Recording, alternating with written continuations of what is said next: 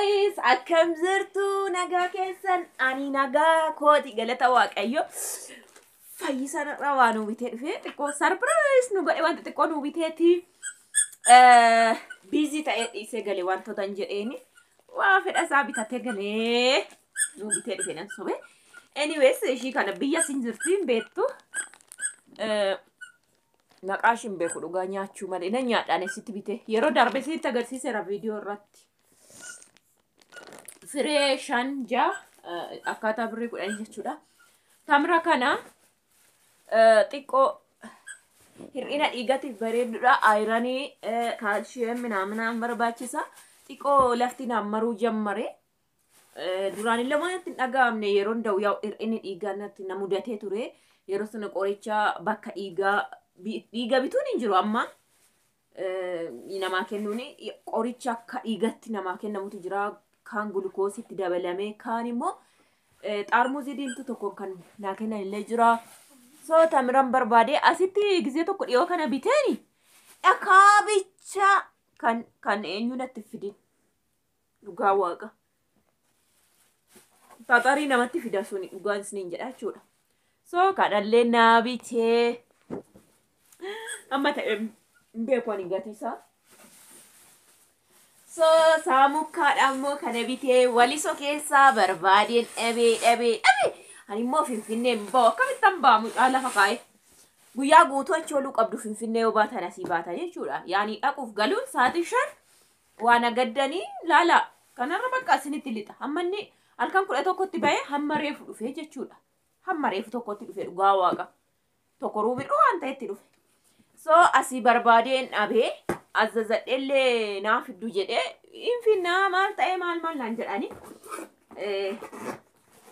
kan daa'imattiin baatani jechuudha. Yeroo baay'ee barbaannee dhabne inni sinuma barbaada fayyisaanis hin barbaada an beekee harkatti daa'iman takkaa baadheen beeku nama bar gadallee charchii dhadhee mucaa as rakkabuu akka jechuun kiristinnaa jechuudha fayyisaa baata innaa waamicha iyyuu deemnu kuni muluun bishaan narraa ta'a dhugaa danda'e baadhu daqiiqa 5 jechuudha. Sana caammaa dheeraa keessa jechuun hin danda'u bakka nallaashaa muluutu kuni muluun nallaashaa bakka dadhabbii yookiin ittiin deemu walaalee nallaashaa kun na dadhaba. Gaaf tokko mucaa durbii koo bira asuma la piistaan kunoo kan koo amma daqiiqa 2 keessa seena kan shiimoo daqiiqa 2 fudhatu dhugaa waaqa miilli na tanqaxaqaxe akkatti baadhee dhaqee jechuudha. Lammaan duddatti baadhu malee shaarbii annaan jedhan. Shaarbii immoo mucaan duddamoo hin beeku miilla isaa kun akkana godha jechuudha. Akkatti narra dhaabata duuban narraa fuxuruqa. Kana tureeyyuu isin fuulduras waan ta'eef mucaan waan na baree fi achi yeroo na laaleen baadhus baay'eetti tola jechuudha. So kanallee bitee fi galee birrii 3,000 jedheen beeku garuu barget 3,000 yeroon online irrallee laalaa jiru 3,500 3,000 darajaa qabaala beeku kun mataa daa'imaa akkasii qabuuf iddoo kana kunoo yoo barbaanne akkana keewwattu yoo barbaadan immoo akkana yaa'u kalarii kan dubaraa bitee rakkoon qabu warqaammaa manna yaa'u na bakka bunni akkasirra jiru fa'ii ta'ee ምናምን ደስ እንደማየት አገሩ ይሁን bifa malee rakkoon qabu kanarra bakka akkuma argitanii gaayyuu saamicha lat oonee kanaan baanna jechuudha. Kana anatu keewwata akkasitti jechuudha. Iddoo kanaan hiika ganaa hiikeen akkanattan hiikee karaa kan hiikeen duubatti dhadheen kuni gateettii koorran ta'a akkanatti baadhaa jechuudha saami. Kana baay'ee mirxii ture wanti kun dhugaa isiniin jedha. Duddatti daa'ima hin barsiifne fa'i baay'ee nama rakkisu. Mucaan lamillas akkana godha. Inni akkas godhe immoo hudduun isaa isiniin qabamu waan ta'eef baay'ee nama rakkisa. Anyways kanallee nu bitee galee yeroo baay'ee maaloo jechaanii ture. Garaagarummaa qabanatti fakkaata iddoon kun baay'ee jabaatee illee jira. Kan baay'ee xankarri jedhullee jira. Inni immoo garaa namaatiif sirrii miti. Dubartoonni yeroo baatan garaa namaa baay'ee nama dhukkubsa. Kun baay'ee omaan jedhu jabaataadhas akka kaartoonii wayii of keessaa qaba sanarraan jabaatu jechuudha. Kanaaf mirxiidhaa isiniin jedha. miilla isaas keessan baafata. Kana nuu bitee Finfinneen naa dhaqan akkanuma ga'a. Elas laala. Kanas bitee fi galee baay'ee qaba kan akkana. Ijoolleen innaa dhufan jalaa fudhatanii galu maleedha. Ishiin kun birrii meeqa akkasitti yoo dhugaa waaqa asis jirti kun birrii 550 180 dhugaa waaqa asillee jirti jechuudha. Ishiin kun jechuudha. Ishiin kun ila ishiin kun dhugaa waaqa asuudheen gadda ayyaana waa bibbitannee turre isaafis bitee gaafadhee ture waan ilkaan isaatiif immoo ta'u bareedduudha. Hanya inni ilkaanuu baasee gaamudha nama. Hangafni ji'a lamaan dursan hin baasne inni isa jalaa lama baasee jechuudha. Haa baasee haalatti jechuudha. Kanaaf duraan baay'ee rakkisee ture. Bilbila kufa harkatti qaba harka koo qabee nyaachuuf deema wantoonni akkan ammoo bareedduudha. Yaa waan qabuuf xiqqoo ishee obsennii jechuudha. Injeeraan naatii qaba ishee akka xuuxxoo afaan kaa'ee zimmi jechisiisu waan ta'eef ishiidha hanya akka tureessu. Kunis dabalatee bareedduudha jechuudha. Amma kan gubbaadha isinnaa baasutti hin hanya akkasii. Iniftis waan akkasii birrii 150 ishii kunillee 150 ishiin kun. Saamin daabboo hiikaa jira. Saam. Haa jedhini. Haa ijoollee akkam jirtu. Yoo uummanni isin arga qo'aabee yoo shantu naafe jedhin. Kaameeras wayin ija babaasa gama taa'eef ija babaasa gaarii isiniin jedhu. Waan saati ilaala daddoo kaameeras. Bannagaraachin laay. Waaw daabboo ishee bicaa kana. Waaw nan jaaladha kana bara. Asillee jira binna. Isee baay'ee yeroo darbe shaayii naa dhugnu sitti me daabboodhaanis jira kanaanis jira.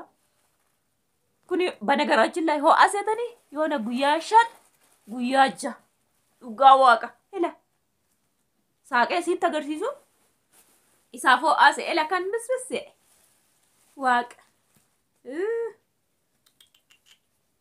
Dirqi kan jedhe firfiraayee jechuudha. Anyways saamidhaan nan faana dasna jedhaafini anillee nyaadha waan akkana. Ela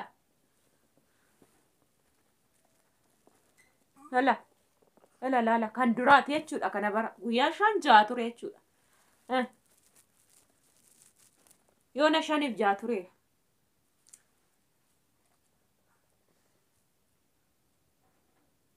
Kun yoo har'a nyaatanii fixani malee hin fayyadu jechuudha. Inni immoo waan akkanaa attention itti kennee namana sila baay'ee hin jenna maqaa normaaluma alaanii samararraan akkasumas malee hin beeku waan akkanatti akkanatti eeggochuusa kana guyyaa meeqa ture namana akkamiin hin beekun kan ture jechuudha. Anyways I think 50 birrii 50.